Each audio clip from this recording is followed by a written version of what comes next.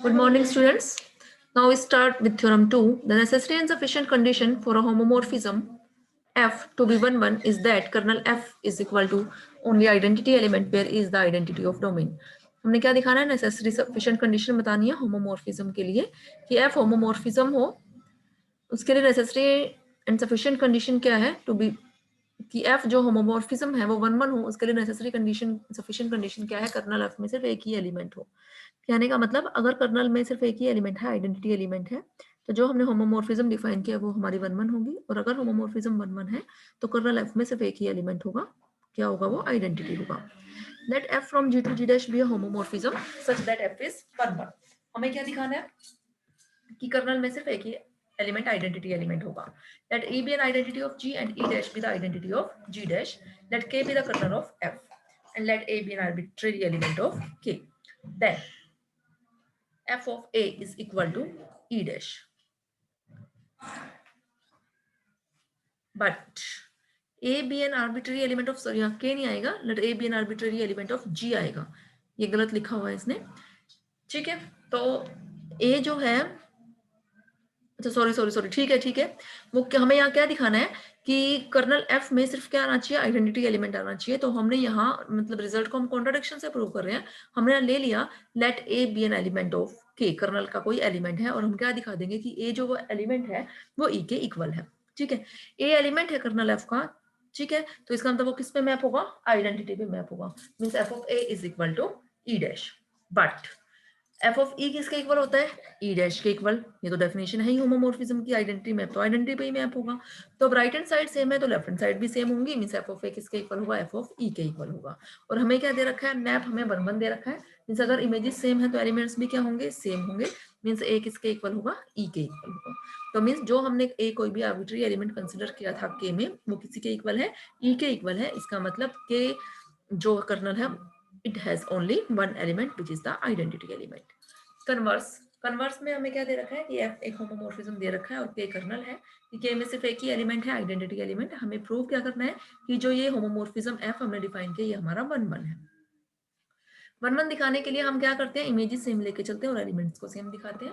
हमने कोई दो एलिमेंट्स A और B ले लिए G के, such that F of A is equal to F of B. ठीक है, फिर हमने क्या किया, F ऑफ B इनवर्स से पोस्ट मल्टीप्लाई किया. तो F ऑफ B इनवर्स से जब हमने इसको पोस्ट मल्टीप्लाई किया तो आ गया F of A into F of B inverse is equal to F of B into F of B inverse. अब राइट हैंड साइड में तो क्या हो गई, एलिमेंट और उसका इनवर्स, तो क्या हो गया, आइडेंटिटी. और राइट हैंड साइड की आइडेंटिटी क्या है, E डैश. तो आपके पास आ गया F of A, F of B whole inverse था. लेकिन F of B whole inverse को हम क्या लिख सकते हैं, F ऑफ B इनवर्स, क्योंकि F हमारा होमोमॉर्फिज्म है और ये तो होमोमॉर्फिज्म का रिजल्ट ही है हमारे पास. तो फिर हम होमोमॉर्फिज्म से हम इनको क्या कर सकते हैं, कंबाइन कर सकते हैं कि F of A B inverse is equal to E dash. अगर F of A B inverse आपके पास E डैश आ रहा है तो इसका मतलब A B इनवर्स किसका एलिमेंट है, K का एलिमेंट है. बट K में तो हमें क्या दे रखा था, सिर्फ एक ही आइडेंटिटी एलिमेंट दे रखा था E. तो A B इनवर्स किसके इक्वल होगा, E के इक्वल होगा.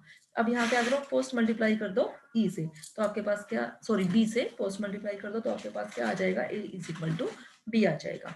ठीक है, मीन्स हम इमेजेस सेम लेके चले थे और एलिमेंट्स सेम आ गए. तो इसका मतलब हमारा मैप क्या हो गया, 1 1 हो गया. नेक्स्ट थ्योरम है, if G is a group and H is normal subgroup of G such that mapping F from G to G by H, where G by H is a quotient group of G in H, defined by F of X is equal to Hx for all X belongs to G, then F is a homomorphism of G onto G by H and kernel F is equal to H. G आपको क्या दे रखा है, group दे रखा है, और H क्या दे रखा है आपको, नॉर्मल सब ग्रुप दे रखा है G का. ठीक है, सच दैट कैसे मैप डिफाइन किया, F मैप डिफाइन किया G से G बाई H तक. G बाई H क्या है, हमारा quotient group of H in G है. कैसे डिफाइन किया मैप, कि F को अगर हम G के एलिमेंट पे लगाते हैं तो G बाई H का एलिमेंट आता है, और G बाई H का एलिमेंट कैसा है, H इंटू X, इसी फॉर्म का होता है for all X belongs to G. तो हम, और F क्या है, then F is a homomorphism.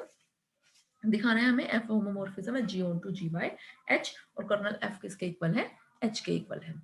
Since F जो मैप हमने डिफाइन किया G से G by H, कैसे डिफाइन किया, F को X पे लगाएं तो क्या आ जाए, Hx.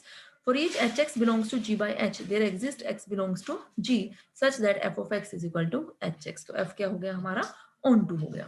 Let A and B belongs to G, then F of A B, F of A B किसके इक्वल होगा, एच ए बी, और नॉर्मल सब ग्रुप है एच हमारा, तो नॉर्मल सब ग्रुप से आप कैसे लिख सकते हो इसको, H A into H B, because product of two right coset is again a right coset, और एच ऑफ ए किसके इक्वल है, एफ ऑफ ए के, और एच ऑफ बी किसके इक्वल है, एफ ऑफ बी के, तो एफ क्या है आपका, होमोमॉर्फिज्म हो गया, ठीक है। Let K denotes the kernel of F. Since identity of G by H is H, आपको पता है G by H की आइडेंटिटी क्या होती है, H होती है। Therefore K जो कर्नल F बनेगा वो उसमें कौन से एलिमेंट्स आएंगे, उसमें G के वो एलिमेंट्स आएंगे जो किस पे मैप हो, right hand side means G by H की आइडेंटिटी पे मैप हो, और G by H की आइडेंटिटी क्या है आपके पास, H है, मींस F of I किस पे अगर मैप हो H पे मैप होनी चाहिए, ठीक है। तो K kernel F is the set of all those elements of G for which F of Y is equal to H.